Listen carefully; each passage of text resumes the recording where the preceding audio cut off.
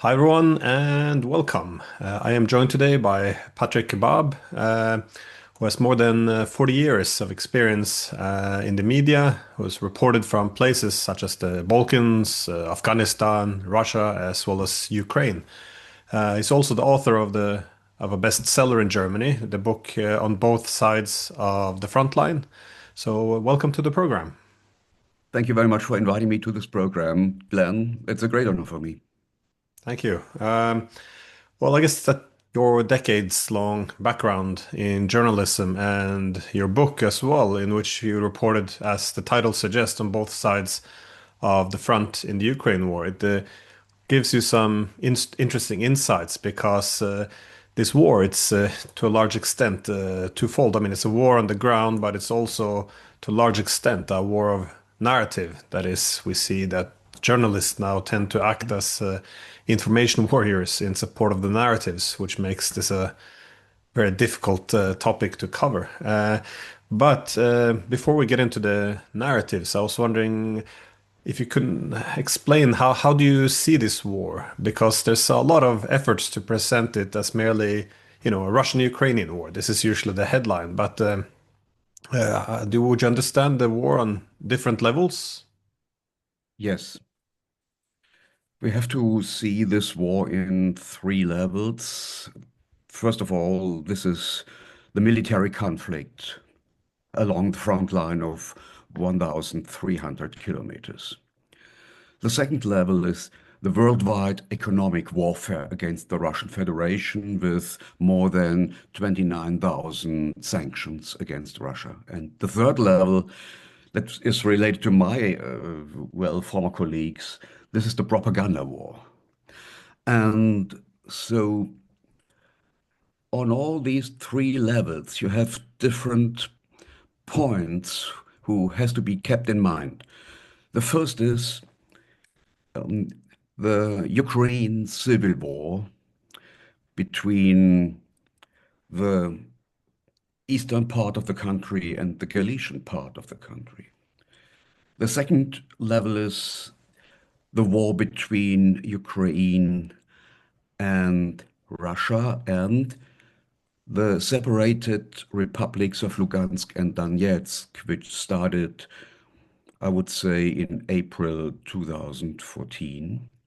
In the first in the first epoch until 2022, and then went further with the attack of Russia in trying to help those separated republics, Lugansk and Donetsk, against the attacks of the government in Kiev. The third level is the uh, the fight between the unipolar world and the leadership of the United States against the BRICS countries and the emerging countries in the southeast of the globe.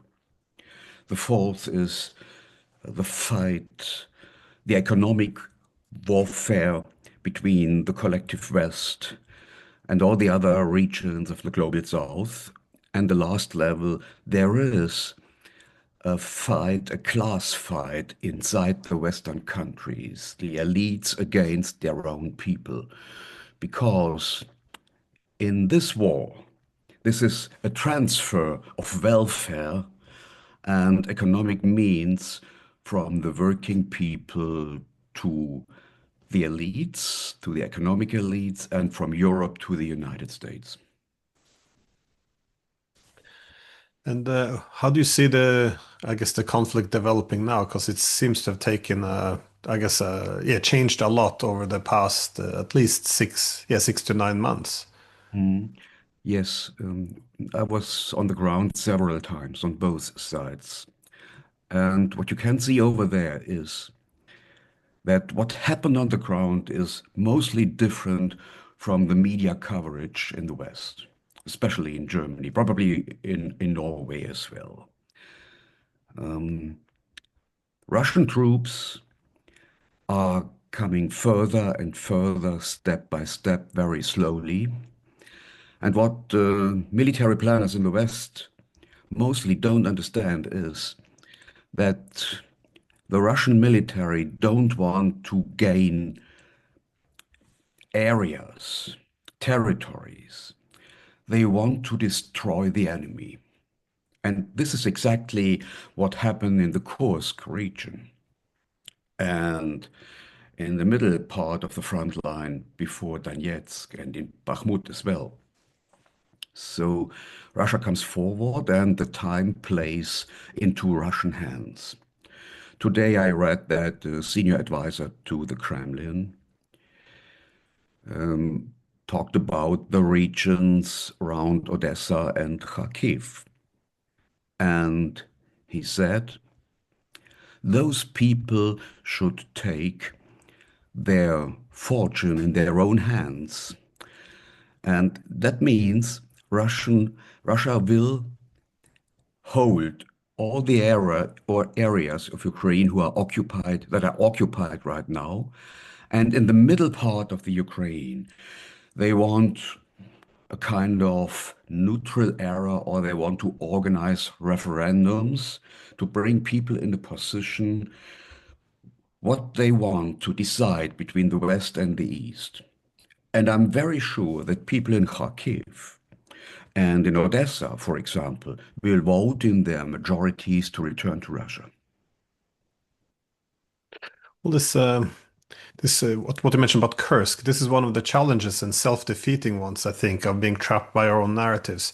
As you said, people often assume that it's all about the territory you control today, but in a war where there's no diplomacy and there's no willing to make any compromise, as we did boycott diplomacy with the Russians, it becomes a war of attrition in which you, yeah, as you said, destroy the enemy. Now, I saw people like the former Swedish Prime Minister Carl Bildt make the argument that, haha, look at the Russians, how long time they took to take back Kursk, because apparently this is how diplomats speak now. But the whole point was, the Ukrainians were in a very vulnerable and open position there.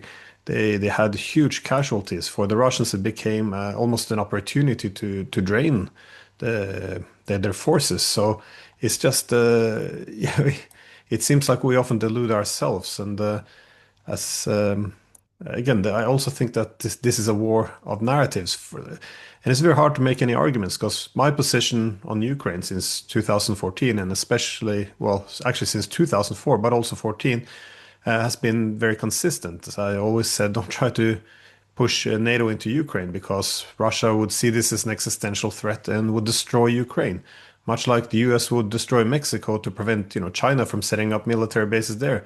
So I always thought this was a pro-Ukrainian position, as it entailed not destroying Ukraine keeping its territory and its men.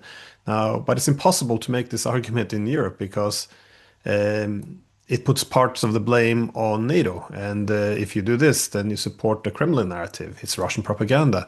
So in contrast, if you've been pushing NATO expansion, toppling of Yanukovych, undermining Minsk, sabotaging Istanbul, opposing negotiations and diplomacy, all these policies, they are defined as supporting Ukraine, even though they were rarely supported by the majority of Ukrainians, and they brought Ukraine to the slaughterhouse. So it's very strange that this is the only acceptable Ukrainian position. And I was wondering how do you make sense of the narratives which have been built up around this conflict, of which, in my opinion, we have become trapped within.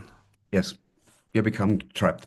European leaders led their own countries into a dead-end street, and now they refuse to turn around and to go out because they had to explain to their own people that they made a lot of mistakes. I want to give one example. We can learn from Ivan Kachanovsky out of his great book about the Maidan massacre, that Western diplomats and politicians were involved in preparing the Maidan assassinations. And this is a case of criminality. It's a case of mass murder. So they have to brought to court. Also, German politicians like our President Steinmeier. He was deeply involved in the show on the Maidan. And so Western politicians don't want to do that. They don't want to overtake responsibility. And so they are driving their own countries deeper and deeper into this war. And they made the worst mistake, according to the American historian Barbara Tuchman, which you can do as a politician. They underestimated the enemy. They thought they had in Ukraine easy going against Russia, but it was not. And this is the reason is they are not well educated. They don't know nothing of Russia. They don't know nothing of Ukraine. They have no understanding of this conflict. They are trying to push forward their own interests, Western interests. And there are two levels of interest. They want to weaken Russia and in the end divide Russia in several small states to get the minerals and the natural resources of Russia. And on the second level, capitalism goes always to collateral. They need new collateral. And you can get collateral in Ukraine, the minerals, but especially the black earth, which is very, very fruitful and very, very good for agricultural productions. But doing this, they are destroying the farmers all over Europe because no European farmer in Germany or France or the Netherlands can produce to these cheap prices, which are possible in Ukraine. So they're playing into the hands of big agricultural companies like Monsanto. And this is always a transfer of money and wealth from the producers, from the farmers to the big companies, and from Europe to the United States. But how do you explain the rapid change in or dramatic change in sentiment among European leaders? Because if you go back to 2008, when the Bush administration pushed for offering NATO membership to Ukraine, you saw a huge pushback. By the way, from within his own administration and his own director of the CIA, but also from the Europeans. You had from WikiLeaks, you have a lot of warnings from French and German diplomats, ambassadors. I think it was around that time that Angela Merkel referred to it as that yeah, Moscow would interpret it as a declaration of war. There was again, it's not a contested issue how hard the Europeans tried to push back, and they kind of ended up with this compromise where, well, we'll offer future membership, but we won't offer them a membership action plan. So, you know, not putting a timeline on anything. But if you go from that point to now, where even though the war has been lost, the Europeans refuse to take NATO expansion off the table, even though restoring Ukraine's neutrality has to be the foundation of any acceptable peace agreement. So, but nonetheless, there's, you know, what our own leaders also said only a few years ago is now denounced as Russian propaganda. How do you make sense of this huge shift from the Europeans? Is it just that we're doubling down on you know, failed policies, or how can you explain? Because this is, yeah, truly remarkable. Yes, I think political leaders in Europe, especially in Germany, lost the ground of reality and they are living in their own bubble. The reason is we have a new generation of politicians. They have no memories on war times. They don't understand what war is. They take the war like a computer game or something. They don't know what it means, war. And those people made a career closely linked to transatlantic organizations. These people are not well educated and they wouldn't have in a position to make their career in economic companies or in theaters somewhere else. politics is the only way to make a career without a good education. And so the career of those people is linked to transatlantic organizations like German Marshall Fund or Atlantikbrücke or Young Global Leaders or the Soros foundations, the foundations of the billionaire George Soros, like the Renaissance Foundation and so on. And they try to boost their own career with transatlantic organizations. And the people in Washington know that. And they took not the very good young academics or the self-confident young academics. They took the academics of the second level who knew that the only way to make a career is with the help of the big brother in the United States. And now we have those elites all along, all over the map, the academic life, in churches, in schools, in universities, in the media, in the public and political administration, in the so-called non-government organizations who are mostly run and financed by governments or by supranational organizations like the EU. And so, if you want to change this policy against Russia, we need an exchange of those elites. And this is a process of 20, 25, 30 years. Well, civil society was supposed to be a check on government power. I think this is a huge problem we've seen, especially the past 40 years, which is the hijacking of civil society. The idea that government should finance and organize civil society. This is, yeah, Yes. the line between this and a very totalitarian, if not propagandistic society. It's a very thin line, and I don't think they're balancing this good at all. But I also, yeah, given that you've been, on the front there in Donbass and in Ukraine since the beginning of this, how did you experience the shift in the media, I guess, narrative? Because I do remember in the beginning of 2014, you had Western journalists, even bigger ones like CNN. They showed empathy for the suffering of Ukrainians. They reported how they were being shelled by their own government.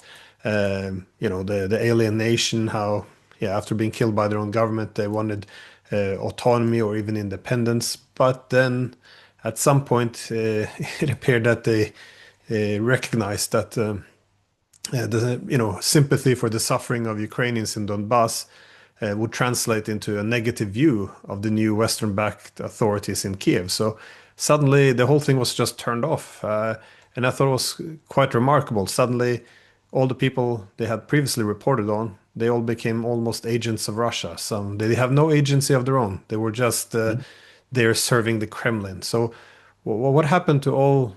Yeah, all those people, they actually reported on themselves. Again, not Russian media, this was the Western media, reported on what was happening to the people in Donbass by the government, which we helped to install. And yeah, one day it was all over. How did you experience this? Half a year ago, the German magazine Focus and the British magazine Economist reported that the Russian occupied areas are a kind of prison.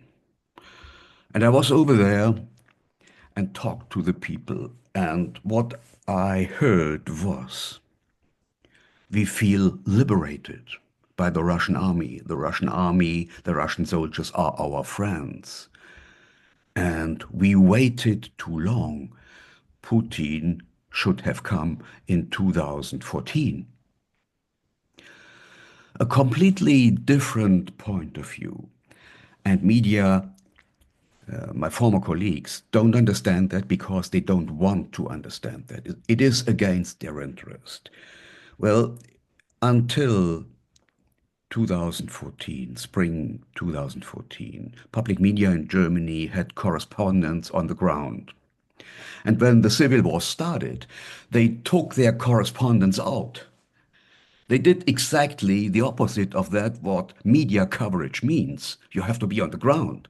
Today, ARD, which I worked for 40 years, has a female correspondent in Moscow.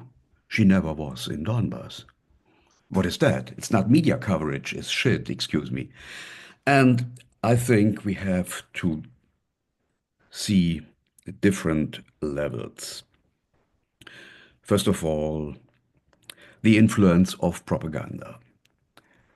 The propaganda of NATO is very hard, and you may find this propaganda in the media administrations, because to make a career in the media, you have to align with the political elites.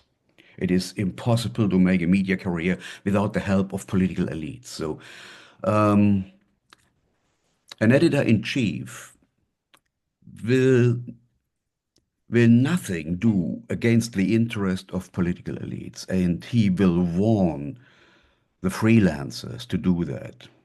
And as a freelancer, you will be paid, you are paid after broadcasting along broadcasting minutes or printed lines. And you have to feel to find out what your boss tomorrow wants. So this is the only way to make money. You have to think about what is my boss interested in tomorrow morning. And so I make an offer. I make an offer. I'm going to offer something what he wants tomorrow. So I'm trying to align with the interests of my bosses. On the other hand, the owners of the newspapers are allowed to fix the political position of the editors. And if I don't agree, I have to leave this paper, this newspaper. So the economic interest is the most important point on that. And on the other hand, we should keep in mind the influence of digitalization. Journalistic work is today work in front of computers. And most colleagues take what they see in the internet as reality, but it isn't. In the internet, you can only see what some other people uploaded into the internet along their own interests and their own propaganda and their own position. If you want to find out what really happens on the ground, you have to go in this region and to have to open your eyes. And this is something most journalists don't do anymore. No, I think you're correct. I think we're selecting or creating media just to serve narratives these days. And well, also I thought the case of Crimea was fascinating because when Crimea joined or seceded and joined Russia, it was about 75% of the navy, the Ukrainian navy in Crimea, the 75% of the sailors, they quit the Ukrainian army, and most of them they took off the Ukrainian patch and put on a Russian Mhm. one, and that Yeah. was it. And every polling showed that the vast majority of people supported this. It was it doesn't matter on ethnicity either. The ethnic Russians, ethnic Ukrainians, Tatars, across the boards. But this was recognized as a fact. But then I noticed when you have the media now only pursuing the narratives, if you point out these facts, all they hear is, well, then you're making excuses for it, you're legitimizing it, you're justifying it. This is the only thing they hear. So then you kind of have to create your own media reports to counter reality, and it's no, it's quite shocking. But I was wondering how you see uniquely the German media, though. How is do you see huge, because this is not our first wars, of course, of the Europeans, but how we had Yugoslavia, Afghanistan, all of this, but how has the German media shifted as a result of the Ukraine war? Well, I explained the causes, and well, I have to say my father was a workman, and I was one of the few journalists and editors from the lower classes. Most colleagues were sons and daughters of dentists, leading administration officers, managers, and something else. And these people bring into the editorial boards the view of their classes. They have a point of view, and this is the point of view of the upper classes. But this is not reality, and those people are economically interested in continuing the war because they can hope that they will get the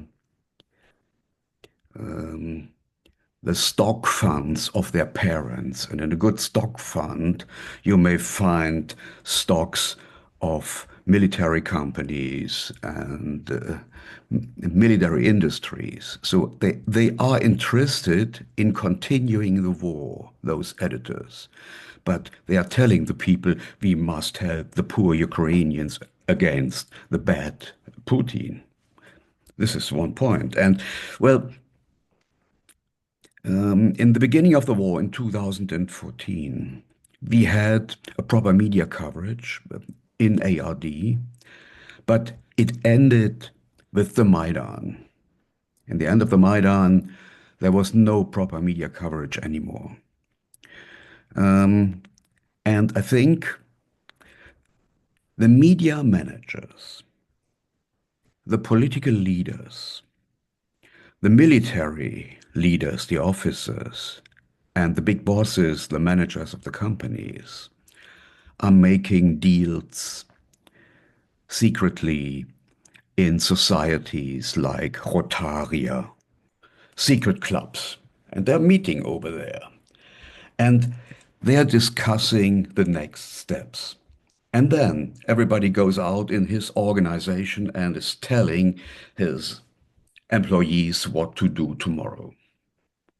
Well, a former colleague of a big German magazine who reported on the Georgian War in 2008 and the Maidan and the beginning of the civil war in Ukraine told me that he reported properly, and then the editors-in-chief changed his article completely.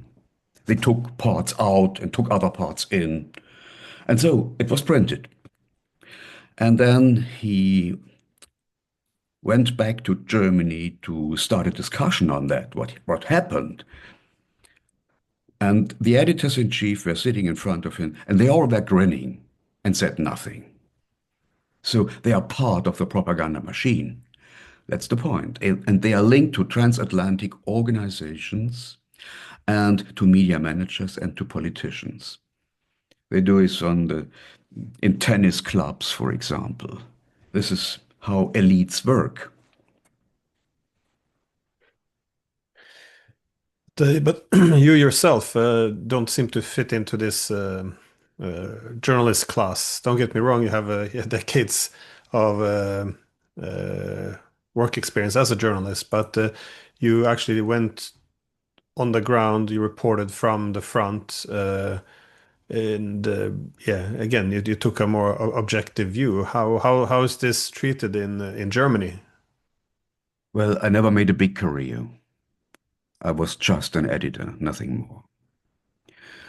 And I started my journalistic work in the so-called alternative press in the late 70s. And we tried to set up with small magazines, local and regional magazines, a new journalistic culture beside the mainstream media, because we had a different point of view. We were more oriented in peace and in ecological questions. And we didn't find that in mainstream media. So we created media of ourselves. And one result in Germany was the so-called Tageszeitung in Berlin, who changed today completely. Today it's a mainstream media, but in those days, about 45 years ago, this was a completely other paper. And so I have an opposition spirit in my mind, which helped me to survive in the system. But public broadcaster in Germany changed completely from um, um, a journalistic board full of discussions to a board who is spreading propaganda and NATO narratives. It changed completely. There is no real journalistic spirit in mass media in Germany anymore. How about I guess the German political class? I recently spoke with Michael von der Schulenburg. He was Mhm.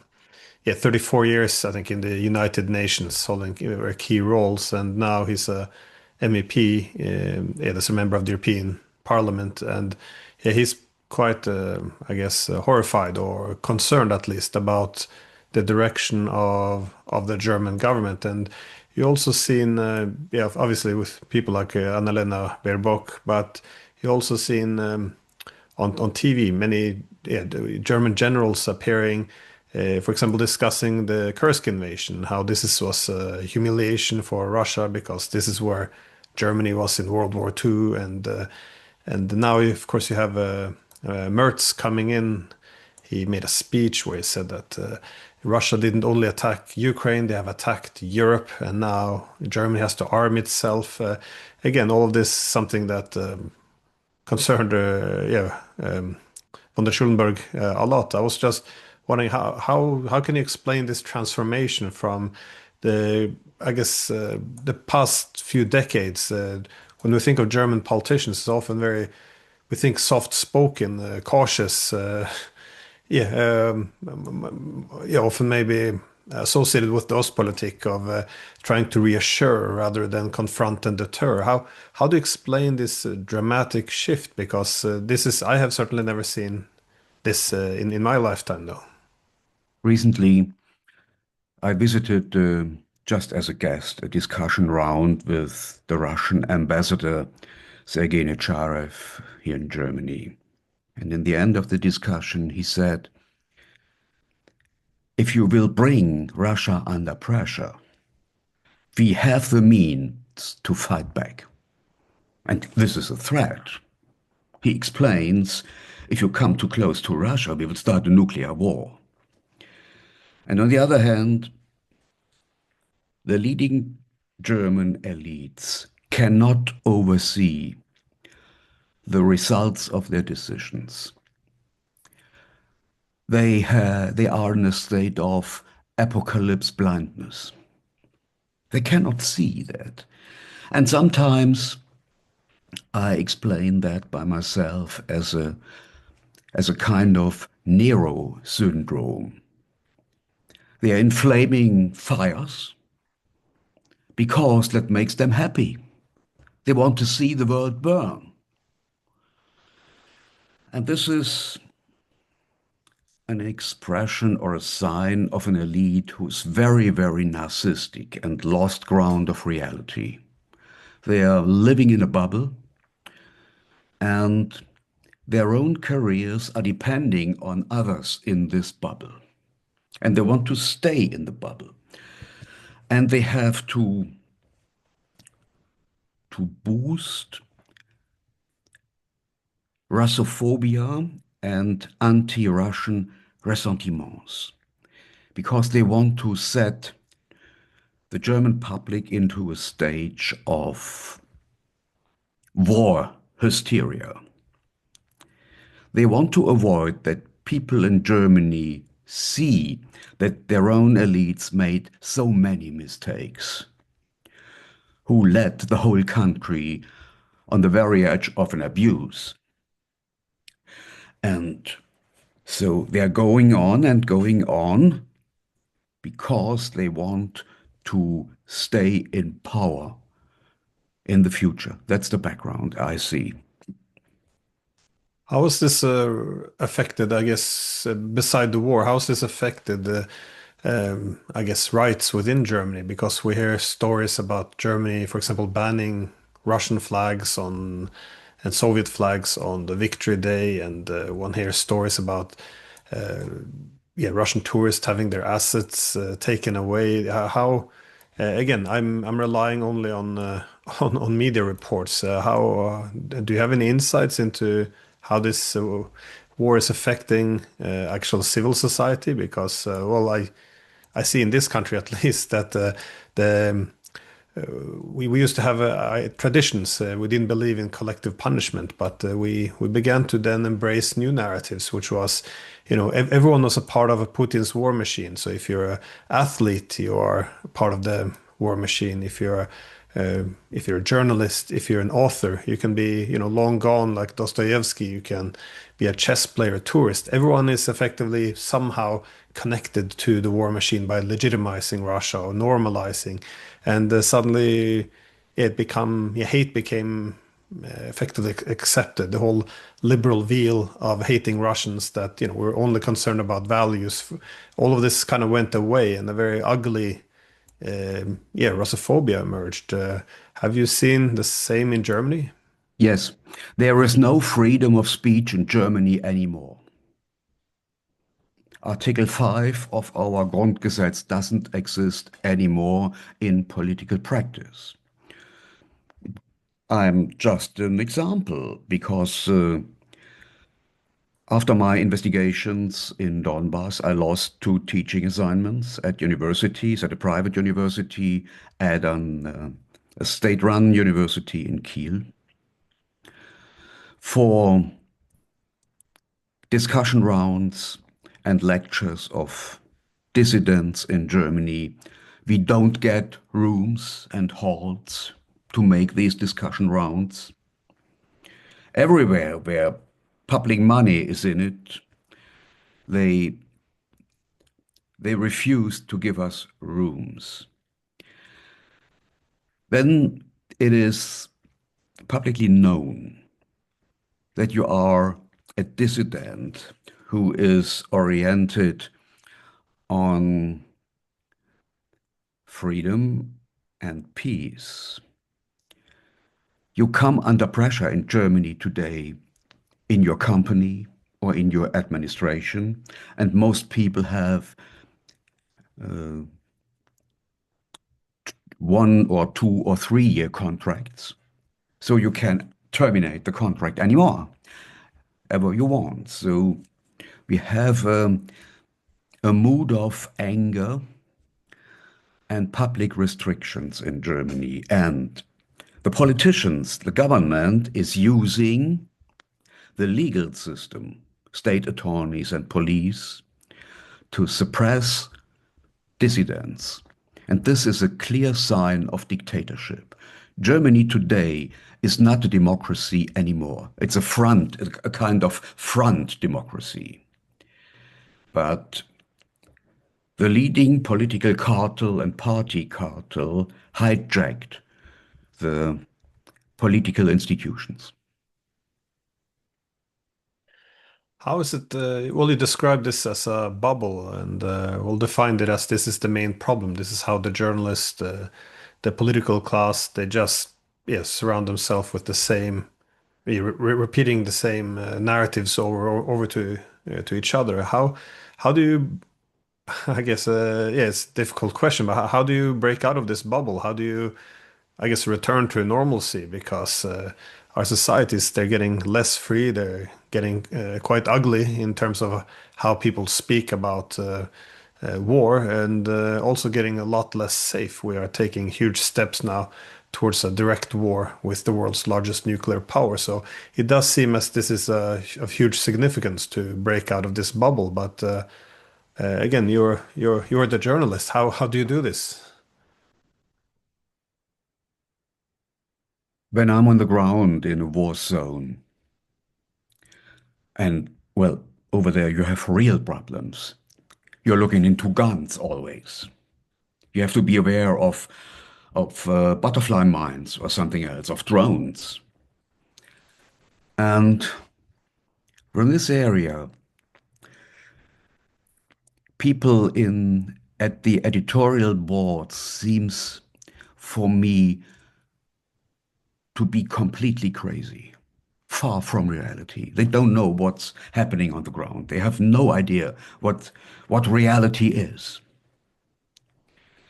But in general, I think it is impossible to reform those media, those institutions, and the public broadcasters. They are completely lost. We need new media, and you can find that. You're organizing a new kind of media with your blog, Glenn. And in Germany, you have the Nachdenkseiten, Overton Magazin, we have Milena Preradovic and all that, all these video blogs and alternative media companies. And this is the only way I see. And personally, I always felt very distant to those people who aligned with the administrations and the editorial boards. That was a reason why I always went into war zones and foreign countries. I wanted to align with reality. I wanted to learn from other people. And it would be a great step forward if journalists could accept that people in other regions of the world made different experiences and come to different conclusions. But they don't see that. They are laying their breed justices into the reality. They don't report the reality. They report their own prejudices. That's the point. Yeah, we we had the same in this country in the past. Many newspapers, many TV channels, they had like different perspectives. Yeah, you could feel a discussion, discourse in the area. But what is remarkable is there's still a lot of newspapers and media channels, but they're saying exactly the same thing. There's not any daylight between them. It's very fascinating. My last question is just, how do you see I guess the overarching narrative? Because what we heard from day one, which they keep or repeating over and over again, is that this is an unprovoked war and it's a full-scale invasion.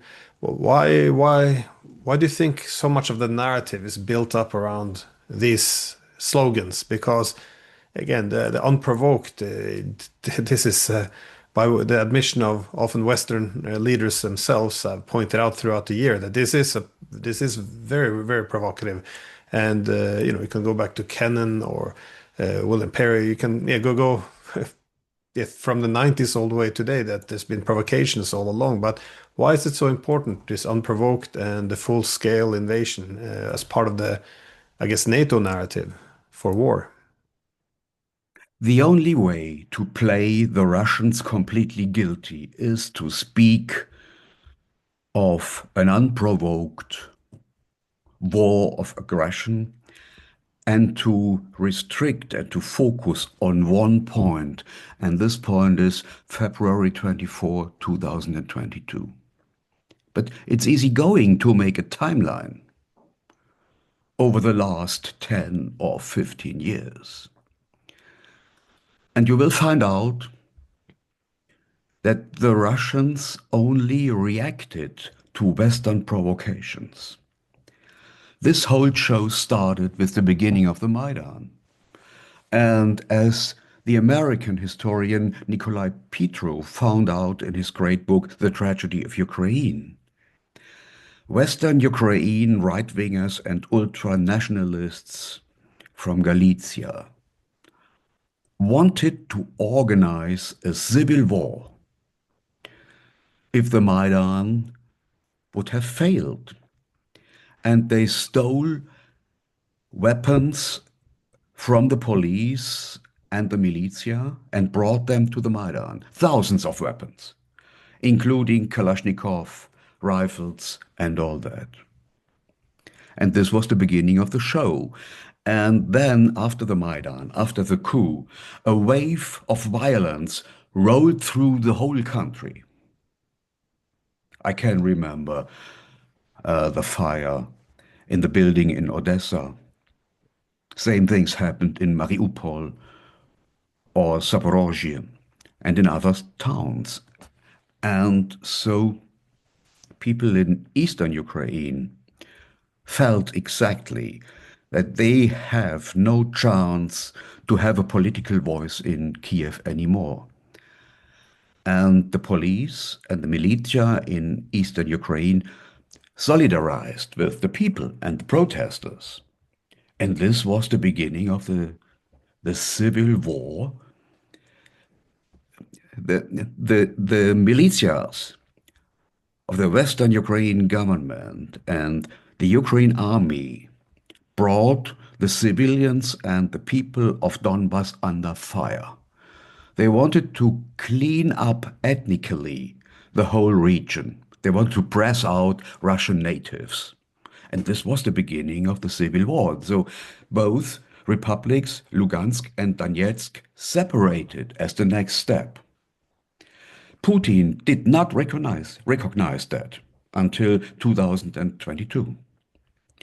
But there is no, it is allowed after international law to separate, also against the will of the main government in Kiev. The other example is Kosovo. So what we have is the propaganda shifted everything into a new narrative. And journalists believe that because they want to believe. They would destroy their own career if they would not believe. That's the point I see. And we have to open the discussion and we have to make very clear what you do, Glenn, as well. We have to explain that this war did not start in 2022. It started in 2014, in February 2014 with the Maidan coup. And this coup was orchestrated by Western diplomats and by Western countries, especially the United States, the NATO and the EU.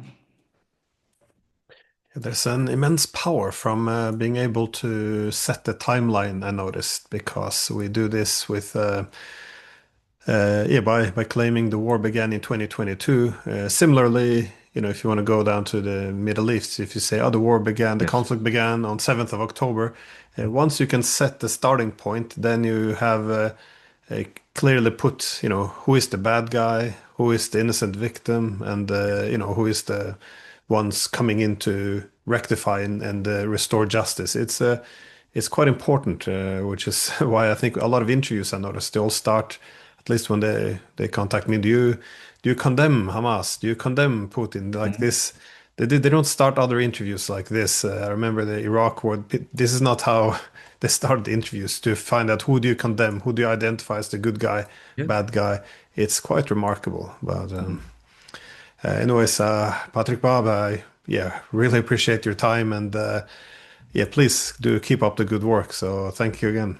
Thank you very much. It was a great honor for me to talk to you, and greetings to Norway and to my friends in Scandinavia. Thank you.